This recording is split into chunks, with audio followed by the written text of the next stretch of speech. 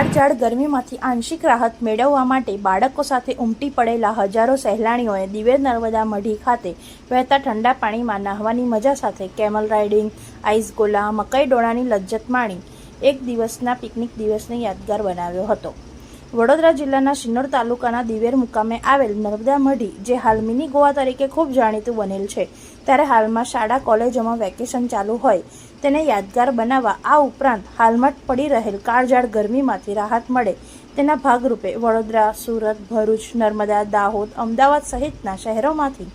હજારોની સંખ્યામાં સહેલાણીઓ પોતાના બાળકો અને પરિવાર સાથે દિવેર નર્મદા મઢી ખાતે ઉમટી પડ્યા હતા, જ્યાં કેમલ રાઇડિંગ, આઈસ ગોલા અને બાફેલા મકાઈ ડોળાની સહિતની લિજ્જત માણી હતી। ત્યારબાદ નર્મદા નદીના વહેતા પાણીમાં મજા માણી એક દિવસીય પ્રવાસને સહેલાણીઓએ યાદગાર બનાવ્યો હતો।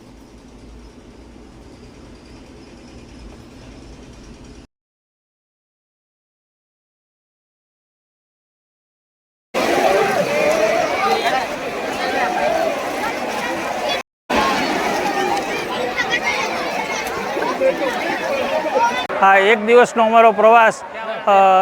મઢી અમે આવ્યા છીએ નાહવા માટે, અને સારામાં સારું અહીંયા ફરવાલાયક આ સ્થળ છે અને બહુ મજા આવે છે ખાવા પીવાની અને